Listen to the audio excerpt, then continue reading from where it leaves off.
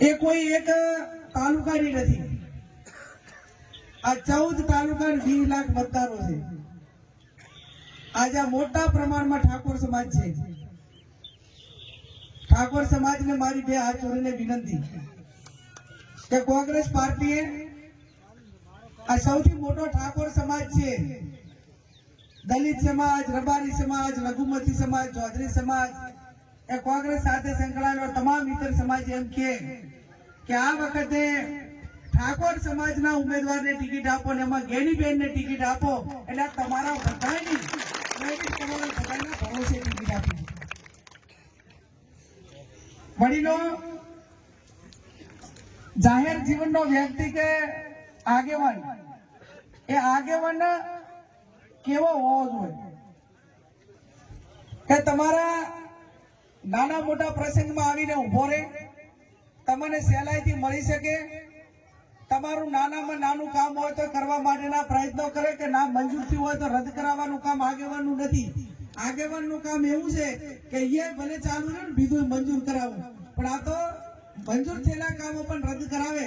એ આગેવાન કે હું માનું ત્યાં એને મોટા મનનો કે મોટું મન રાખવું પડે, દરિયા દિલ રાખવું પડે, એ ક્યાંક ને ક્યાંક કોઈ આગેવાનો નથી રાખતા।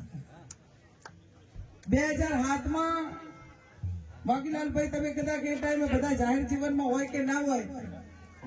પણ 2007માં મેહાબા વિધાનસભાની ચૂંટણી હું લડી હતી,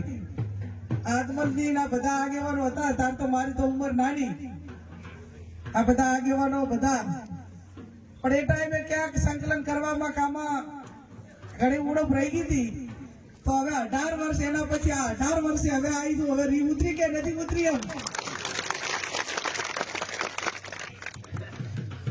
સાચી વાત ને।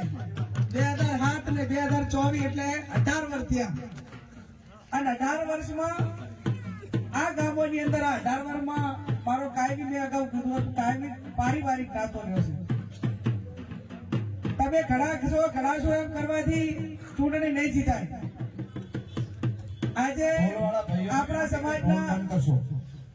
કોઈ આગેવાનો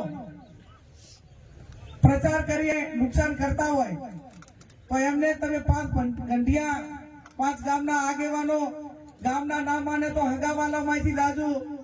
સિદ્ધોતરામાં જવું હોય તો આયથા કોટવેલિયાથી દેતાલથી દાદુ,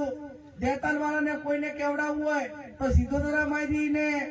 મડાલમાંથી કે કોટવેલિયામાંથી કે અહીંયા અહીં બોલાવવું ટેરલ કિયાથી, અને એમને કહેવું ધર્મ ભાવે વિનંતી કરી કે આ ચૂંટણી એ ગેનીબેન ઠાકોર નથી લડતો, અઢારે આલમ લડે છે ઠાકોર સમાજની, તમારી બેન દીકરી તરીકે ઠાકોર સમાજની સૌથી પહેલી